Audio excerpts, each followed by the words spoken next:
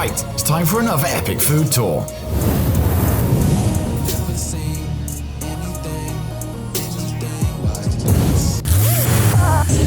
This is your captain speaking.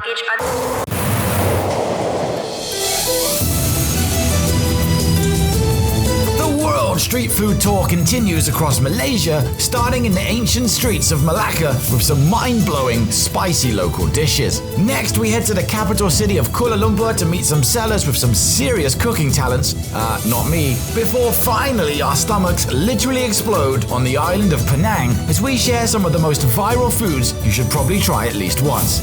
Definitely not this though, this was horrific. 8 epic food tours, 5 very long days, and 1 of the most delicious yet fattening YouTube videos ever attempted. So sit back, crack open a chilled can of sugar-free Monster, and get ready to indulge. Salamat datang to Forkin How.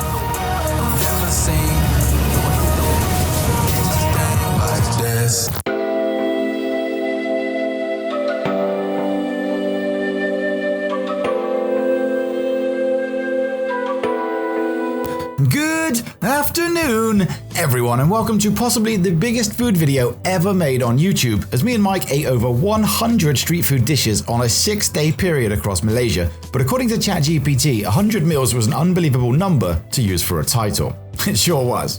Today we were joined by 2 awesome guys from a chef's tour who are keen to share their encyclopedic knowledge of food dishes with me, starting at our first stop at John Rotti. Or Roddy John. I don't know, I wasn't listening. Now Mike has come along for the trip as there will be a lot of fish-based dishes served to us, and as a man who doesn't trust anything that's come from the sea, I'll be allowing him to enjoy that side of things, whilst I focused on, the things that I like bread and eggs. Fried bread, of course, I have some standard. The crunch, right? The crunch is what makes it a bit different than just normal bread. Delicious, delicious. A quick local tea followed, which had as much sugar as a zero-sugar 7-Eleven Thailand coffee, and now with my blood sugar level spiking, it was time to move on. Throughout this video, you'll be seeing me not only eating food, but my job this week is to actually film vertical videos for a chef's tour's Instagram, and then painstakingly put them together with all the process and details that are likely missing from this video. So check that out if you can be bothered. Equally, Mike had also been given his own task to take some photos of the finished dishes, but as we all know, photography isn't that hard, right? It's just clicking a button. And you just hate people that spend hours just taking pictures of their food instead of bloody eating it. Let's all remember who the star of this channel is.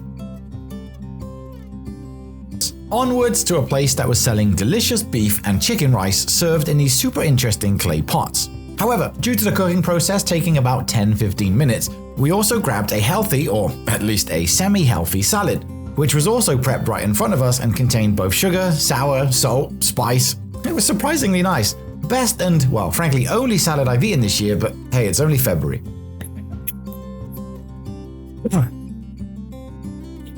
What? No idea what it is, but I'll find out.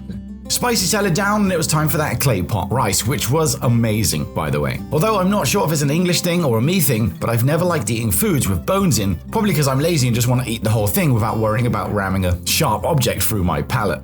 But what I really did love here was due to the cooking process, the rice around the edges were a little bit burnt, which made them super tasty, although I can imagine washing up could be a problem. You think the washing up must be a bloody nightmare? to scrape out all of that burnt rice. Yeah, every day. So of course, a chef's tour will welcome absolutely everybody on their tours, and they'll give you an opportunity to let them know if you've got any allergies. But in Malay food, which is Malay, Indian, Chinese, which is a lot of the food that you'll get here, there's a lot of peanuts. So if you have a peanut allergy, then, make sure you don't have any children. Because we don't want you weakening the human bloodline anymore. I made that joke to them, but they didn't really understand my British humor. Mike got it though. Just a reminder to everybody at home that everything I say and do has absolutely no reflection on what a chef's tour does, which is actually, professional. Having probably angered the 2% of Americans who are allergic to peanuts, karma instantly struck down my 6'3" lanky self with these stools that literally only small children or Mike could sit on. As the next meal involved fish, I headed to the next door to eat some chicken satay and this little snack wrapped in bamboo leaves. And before we knew it, we were taken back to our hotel for the evening, where Mimi had the chance to explain a lot more about the rich historical significance of Malacca. Malacca was once a strategic trading port in the 15th century, a focal point for international commerce, attracting traders from China, India, the Middle East, and Europe. The city's architecture still contains a unique blend of Portuguese, Dutch, and British colonial legacies, combined with indigenous Malay culture. Really makes it a fascinating piece of information that you can later search on ChatGPT for, in case you've forgotten everything she said.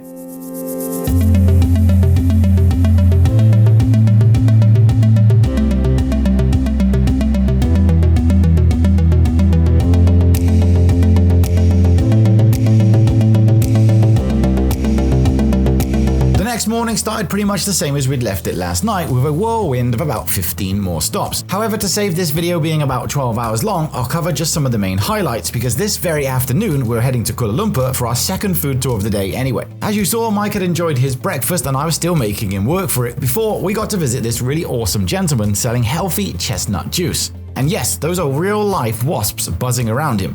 He says he gets stung pretty much every day, but takes a lot of care to make sure that they don't get anywhere near that precious liquid. Now, speaking of precious liquid, So, Mimi, question: How come we are eating or drinking these really healthy drinks, and you're drinking a strawberry? Oh my god! Look at this.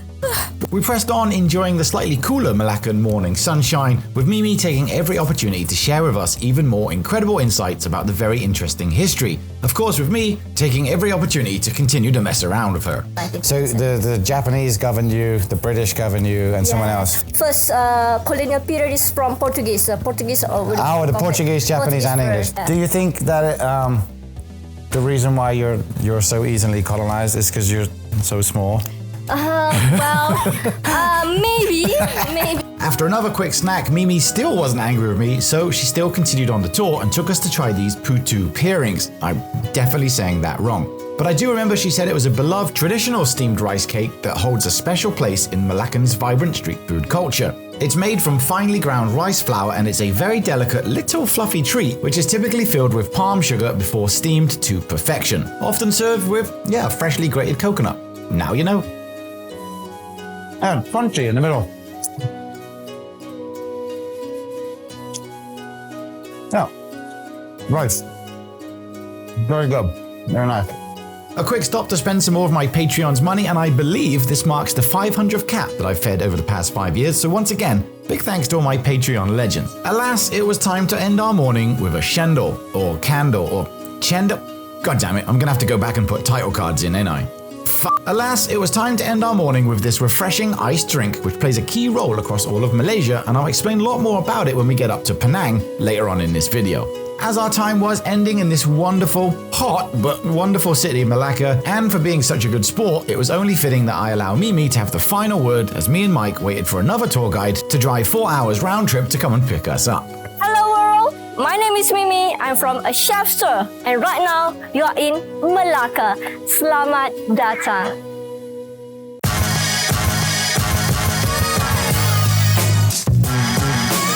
Good afternoon. Wait, I've done that part. So with our very full stomachs, we had made it to Kuala Lumpur, and it was straight to work filming these IG reels once again. Who knew bloody iPhone footage could look so good? But it didn't look as good as these noodles.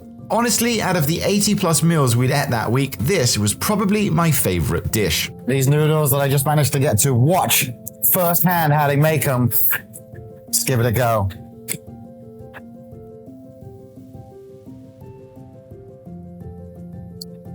Oh, now that is how you make noodles. That is really good. After that, as a special treat, one of the talented chefs allowed me, to have a go at throwing down these roddies. As you can see, the aim is to throw them in such a way that they land in a spread out circle shape. It's part of the tour, so before you all laugh at me, I challenge you guys to come and try this for yourself. And then yes, you can laugh at me. As Mike was keen to get type 2 diabetes, I was keen to get to learn more about the mixed cultures here. In Malaysia, we have two types of restaurant, Indian restaurant. Number one, Indian restaurant. Number two, Indian Muslim restaurant. So how are you going to identify which one is Indian, which one is Indian Muslim restaurant?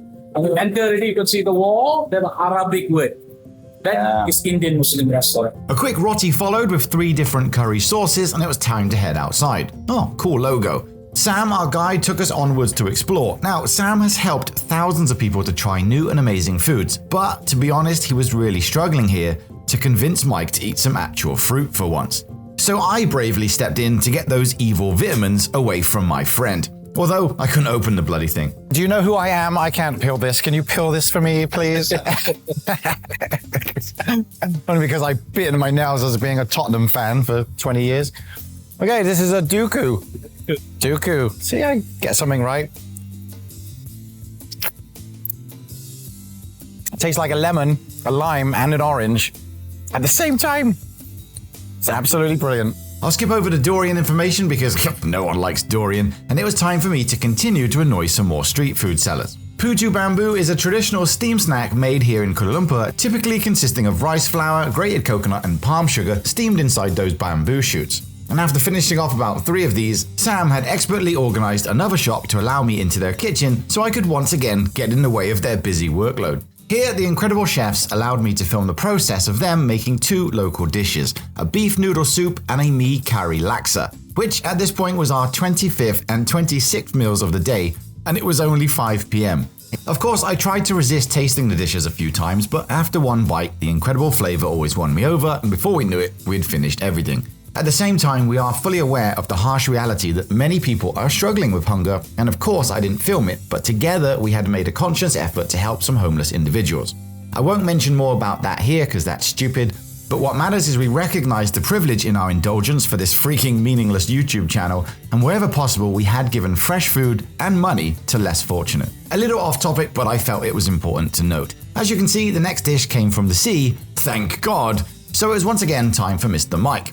And as the delicious Indian grilled mackerel was being prepared, I'd noticed this pregnant cat, but my backpack with all the cat food in was in Sam's car. However, Sam had already gone into the next door shop and bought us some food of her own. Sam, funny, passionate, knowledgeable about food, and a decent bloody human being too. Respect. Some satay was next, and frankly anything with a fire is a win, right?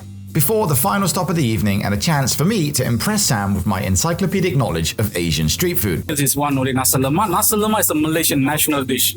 Wow. Nasi meaning rice, lemak meaning coconut milk. So they'll cook the rice with coconut milk, and then they will serve it with sambal, anchovies, cucumber, fried egg, and then again you can choose it. It's like mango sticky rice, but with meat. Just look how impressed he was with me. Not And not sticky. not sticky. Okay, so not like anything like mango sticky rice. Not like a, There we go. That's exactly what I thought. Mango sticky rice, ladies and gentlemen. I'm a bloody idiot. 8 p.m. Sam had kindly taken us to our hotel to check in. We fed another cat, saw this building, and it was time to go to bed, wake up and do it all again. Again.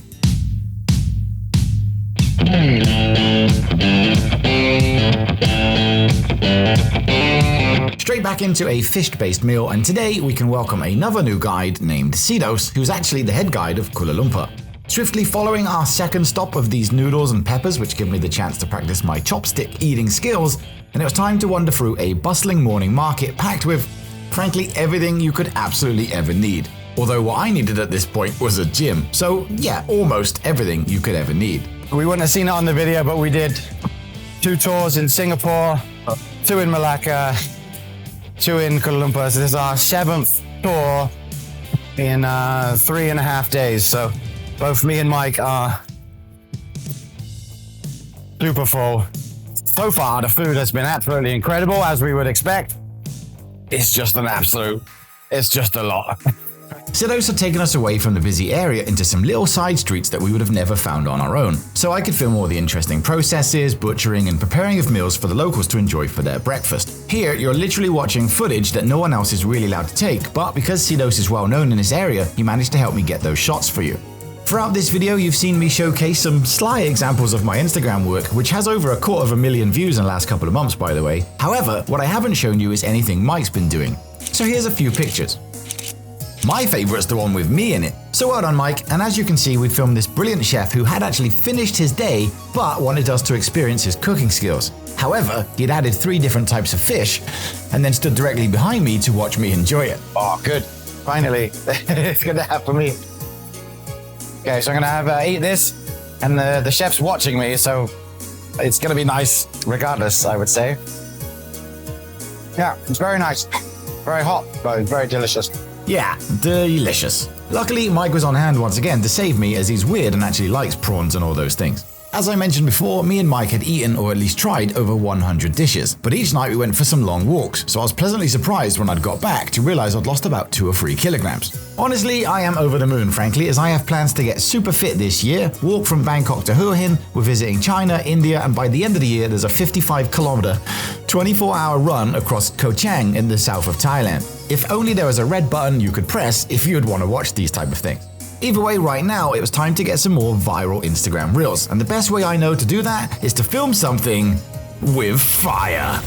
But it was shut. So can we get fire here? Is this the place that we can get fire now? Definitely, but not today, but tomorrow. Tomorrow. Yeah. So we gotta come back again. Definitely. But it's really nice? Definitely. Well, we'll do it then, okay. So welcome to Kuala Lumpur and the quest to find fire. Or just a dish of food that doesn't have bloody fish in it, you know. Fire would have to be on pause for now, but this, pure luck, was actually on the tour. There happened to be this really sweet man and his wife who had rightly gone viral with over 10 million views on a video I saw. Together they have been delighting locals and visitors alike with their tasty dessert for over 45 years. A beloved Malaysian snack made from a pretty thick, crispy pancake filled with the perfect blend of ingredients like sweet corn, crushed peanuts, sugar and butter. Created this harmonious balance of sweet and savory flavors, and if there wasn't a massive queue every day and I happened to live in Kuala Lumpur, certainly it would be just the right thing for breakfast. A very cool story. By this point, Sidos had left after a very long day, but we still plan to go and visit one last viral spot before wrapping up. I would love to eat something English now, like a curry or a pizza. Would be great. Awesome pot noodle. Oh, pot noodle. All these lovely English delicacies. As you can hear, I was barely able to speak properly, but we still set off on an hour-long walk to another viral location. It's not on the tour, just worth seeing some other famous sellers in the city. We had arrived at this viral clay pot chicken rice place known for its delicious food served in these unique clay pots. Exactly the same as the one we've already seen, other than these guys have, a few more pots, I suppose. And thus, they had 10 million views on Instagram. It's very strange what goes viral and what doesn't, eh? We were the only 2 foreigners. We ordered, waited 90 minutes as the sun set, and when I asked how much longer, the staff kind of got annoyed with me and claimed we hadn't ordered, even though we'd been given cutlery.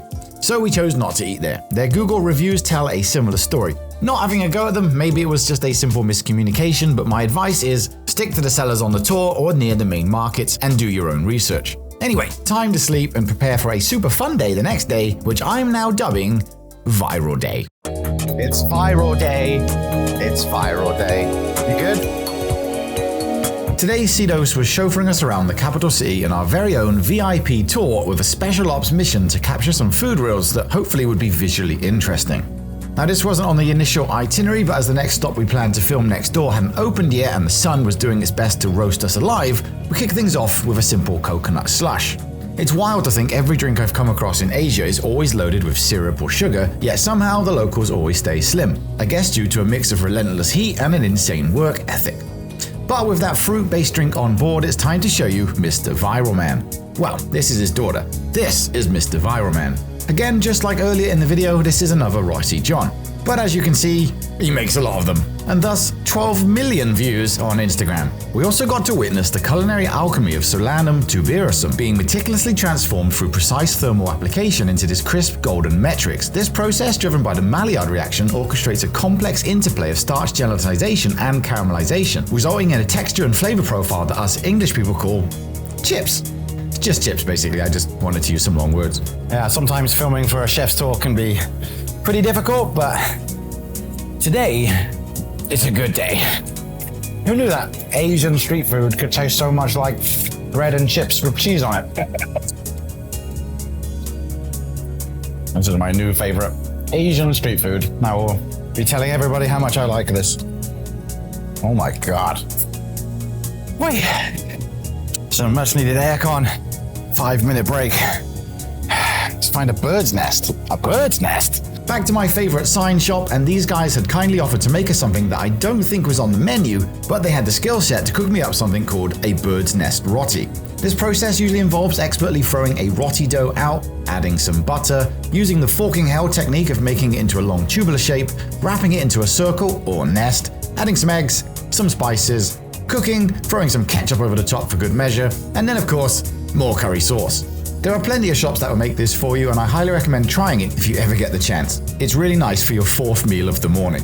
We'd visited a few more shops, including that aforementioned place with fire, but I'll skip that and instead opt to delight the 97% male audience I have and head into the kitchen of this selfie-worth tourist attraction.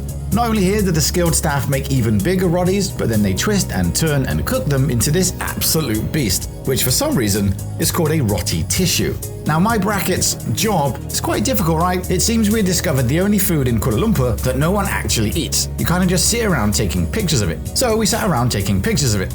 But then we remembered we were fat, so I broke it and we finished it off with some more curry dip. Then I got to chat and interact with the lovely staff. Now for anyone wondering, 2 weeks later, she's still there. Her boyfriend at one point died of starvation. Poor fella.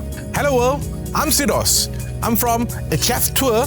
Welcome to Kuala Lumpur. A huge thanks to Sidos. You guys know the evening plans by now. Head out, get drunk, feed some cats. Only this time, we're heading off on a 4-hour train journey. Our final stop to Penang.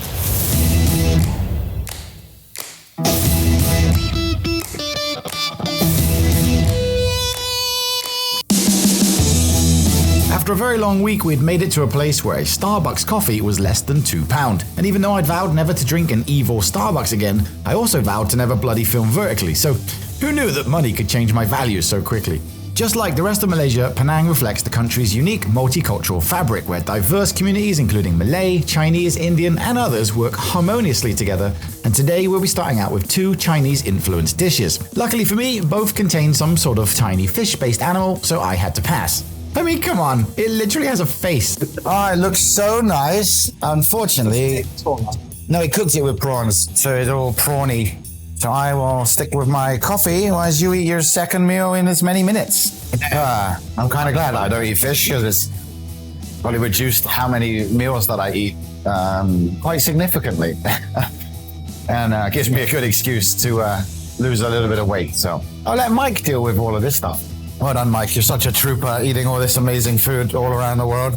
Our Penang head guide was named Ash, and he was keen to explain a whole lot more about the history of each food, including the correct way to eat these sort of toast with butter things. But little did he know, I have been eating bread without supervision for over 3 years now, so I managed it just fine.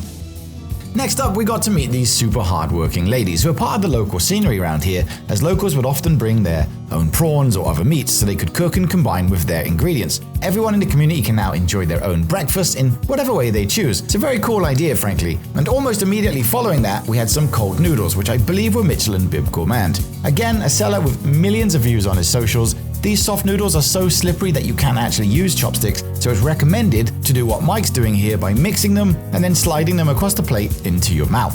But oh dear viewer, the fun hasn't stopped there, because Ash was taking us to a new location where I can treat you guys to see some chicken. Now I'm 65% sure that most of you know what chicken is and how it's cut. However, we did get to go around the corner to see where they're actually being cooked. In these little back streets behind the shop, they were taking whole chickens and plunging them carefully into these large vats, so they could be fried and ready for serving. And speaking of serving, it was now time for me to have a go at something completely different. Yeah, slowly. Big, yeah, big. Must be big. Oh, yeah. It has to be big. I see, this is why I've cocked up. I make a smaller one for the smaller people. So you got to do it without spilling it all over yourself, though, right? That's the... No. I'm just watching how terrible I was. There you go. That's still good. It's a luxury item, that one. Thank you very much. I'm very happy. One of a kind, Forkin hell-made pancake. Yeah, tastes great. Best one I've ever had. Well, what's your name? Martin. Martin. Nice to meet you, Martin. Thank you very much. Of course, we did many more things, but I won't bore you all to death. My editing software is already basically stopped after 23 minutes and 1,500 video clips. However, there's always time to include an animal, and me being corrected for saying yet another wrong thing in the intro. So what do I say? Salam sejahtera. Salam sejahtera. Sejahtera. I'm saying Salamat Datang because that's all I know. Salam sejahtera. Yes. To Forkin how? Okay. Which one is this? Palm fruit. That sounds like it would be much nicer than the other one. Coconut jelly. Oh, that's fantastic. Yeah, okay. Really good. Okay, really good one. Now it's time to introduce the Forking Hell 2026 appeal. So let me quickly add some sad music, desaturate the video, and deepen my voice. The Forking Hell 2026 appeal would like to ask you, the viewer, for a favor. If you ever find yourself in Malaysia, in Penang, alone, perhaps scared, I don't know, and thirsty, and you stumble across this popular condensed milk and ice chendol shop, then please, consider going to this other one. Directly opposite, because this lovely couple who sells the exact same drink, they don't have an Instagram account and thus didn't get 8 million views like the lovely guys opposite. But they do have lots of love, or shaven ice I suppose, that they could sell you instead. Absolutely delicious and very refreshing in this hot weather. That was it for that day. We added some healthy apple juice to our own chendol, walked 25 kilometers, saw a monkey, and walked under this bridge. Some of us are over 6 foot tall and then have to hang. I feel like we've been under motorway passes before in our life. Oh God, and something's behind us. Okay, go, go, go, go. One day left. I know your bums are hurting, but if you're still watching this shit, wow, thanks. Temperature is 34 degrees. There's no wind. But we've managed to get to the final food tour, which is a quick 45-minute walk away. Brilliant.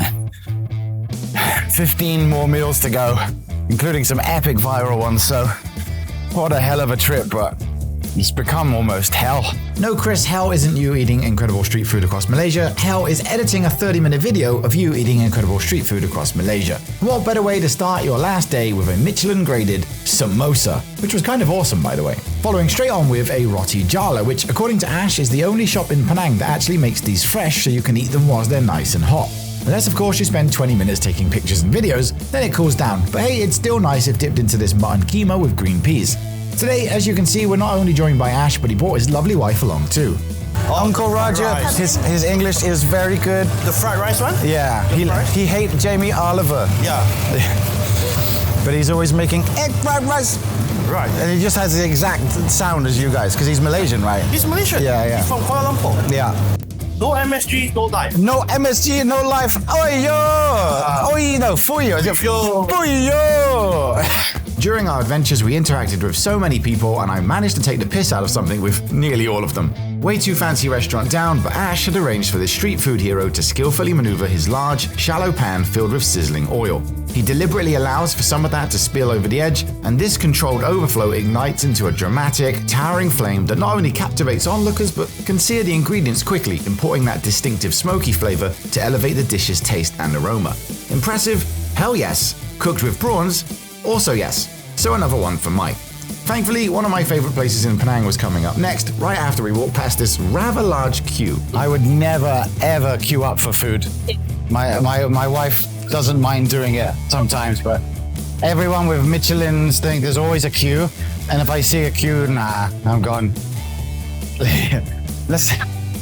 Exactly. Why wait for food to when there's 100 other shops next door? Next up, we tried a couple of things in one of the most popular restaurants in Penang, which is saying something, right, as there are quite a lot of them. Look how much choice they have. If I hadn't eaten 1 million meals that week, I'd probably just live inside this restaurant. As you can see, they have a large selection of curry-based dishes, but we asked ours to be, and I quote, hotter than the sun. Now, I can take spicy food seemingly quite well, only my IBS kicks in about 24 hours later to give me some severe stomach issues, but that would be a tomorrow problem, because for now, it's all about enjoying those tastes. Chinese, Indian, Malay, that's absolutely an amazing combination in such a country. Yeah. All of the other tours have been fantastic, but this is a whole new level of, if you like Indian, Malay type food, spicy, curry. Oh my God. With my mouth now burning and the pain in my stomach only just beginning, Ash was keen to take us to his car for the final 3 stops, well away from the normal areas. No, still got it on backwards. I don't know how you've managed to do that twice. Of course, Malaysians are known for not being able to put clothes on the right way, but look at this. This is a seller's house who had gone viral on Instagram with 7 million views, not just because she was making tasty, freshly cooked whole chickens and coffee, but because she was a decent human being too, and frankly deserves everything she gets. Lena, thank you very much for your lovely chicken, and the coffee was fantastic also. Welcome. Let me move the camera so they can see you. Okay. You want to say anything to YouTube? Thank you for watching. Yeah, thank you for watching. There you go. Awesome. Thank you. Personality can go a long way, and no one, I'd say, on Earth is as eccentric as Mr. Boombastic. He has over, are you ready for this, 400 million views across all social media platforms, which is truly amazing. Likely a combination of making those eggs into weird shapes you saw at the start, mixed with his 35-year plus work ethic, and of course his bubbly showmanship. Hello, sir. Where from, sir? From England. Oh, from England. Which part of England? Bristol. Which part? Around Chelsea there, right? Nearly. Nearly. I like our football team from Chelsea. Syukur, Alhamdulillah. So, thanks a lot for coming from England. See you again, bro. See you again. Hasta la vista, my friend. All right. We're coming to the end of the video, but I've got one last piece of food to eat, which honestly you'll be shocked to hear me say, I don't think you would ever want to try. But before we get into that, let's take a second to reflect as we walk through this local market that Ash and his wife were kind enough to bring us to. Over the last week or so, Mike and I have eaten more food than any two humans realistically should. We've met guides here who treat this as so much more than just a job. They didn't say, eat this and tick a box. They really let us into their world and showed us the complex histories of the cities in a way I never expected. Yes, a stomach-expanding trip, but surprisingly a real eye-opener too. Malaysia is just beautiful. Messy, a diverse mosaic with Malay, Chinese, Indian, Muslim cultures, all with different faiths and traditions, and are not just existing next to each other, they're actually working.